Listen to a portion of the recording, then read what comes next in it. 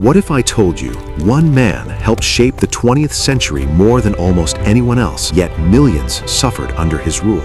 A man who rose from poverty, survived exile, outplayed rivals, and built a superpower, but at an unimaginable human cost. This is the story of Joseph Stalin, a name that still echoes through history with power, fear, and controversy. Chapter 1. The story begins far from power in the small town of Gori, then part of the vast Russian Empire. It's December 18, 1878. A child is born into hardship. His name, Joseph Vissarionis Jugashvili. The world would later know him as Joseph Stalin. His father, Bessarion, was a struggling cobbler, often violent and alcoholic. His mother, Ketivan, was deeply religious and determined to give her son a better life. Poverty was not just a condition, it was a constant reality. Hunger, instability, and fear shaped young Stalin's early years. But there was something different about him. Quiet, observant, resilient. He survived smallpox as a child, leaving scars on his face. A carriage accident later damaged his arm permanently. Life tested him early, and he adapted. His mother dreamed of him becoming a priest, so Stalin was sent to a church school and eventually to the Tiflis Theological Seminary in Tbilisi. But here, something unexpected happened. Instead of faith, he found rebellion.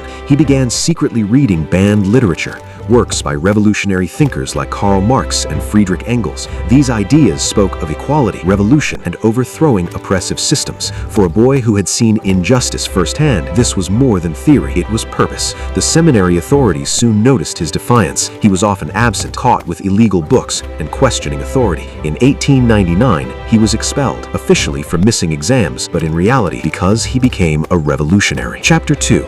Now outside the system, Stalin stepped fully into underground politics. He joined the revolutionary movement that would later become the Bolsheviks, led by the powerful and strategic Vladimir Lenin. This wasn't a safe path. The Russian Empire was ruthless in crushing dissent, but Stalin thrived in this dangerous world. He organized strikes, printed illegal newspapers, and coordinated protests. And then he took things further. To fund the revolution, Stalin became involved in bank robberies and armed raids. One of the most infamous was the 1907 Tiflis bank robbery, an operation that brought in massive funds for the Bolsheviks. This wasn't just ideology anymore. It was action, risk, survival. But with risk came consequences. Stalin was arrested multiple times by the Tsarist secret police. He was exiled to Siberia again and again. Imagine that. Freezing conditions, isolation, constant surveillance, yet every time he escaped or returned stronger. This cycle, arrest, exile, escape, hardened him. It built patience, cunning, and an iron will. He learned to trust very few people. Power, he realized, was not given, it was taken and protected at all costs. Chapter 3. By the time the early 20th century reached a breaking point, Russia was in chaos. War, poverty, and political unrest were tearing the empire apart. Then came the moment that changed everything, the Russian Revolution. In 1917, the old regime collapsed. The Tsar was gone, and the Bolsheviks, under Lenin, seized power. Stalin was not the most famous leader, but he was there, working behind the scenes, building influence. He was appointed to key positions, roles that seemed like bureaucratic, but incredibly powerful. He handled party organization, controlled appointments, and built networks of loyalty. This was his strategy. While others focused on speeches and ideology, Stalin focused on control. And then came the turning point. In 1922, Stalin was appointed General Secretary of the Communist Party. At the time, it seemed like a bureaucratic role, but Stalin transformed it into the most powerful position in the Soviet system. He controlled who got promoted, who got removed, who stayed loyal, and slowly, quietly, he began building his dominance. Chapter 5. But power is never uncontested. When Vladimir Lenin fell ill and eventually died in 1924, a fierce power struggle began. The biggest rival, the brilliant and charismatic Leon Trotsky. Trotsky was a powerful speaker, a hero of the revolution.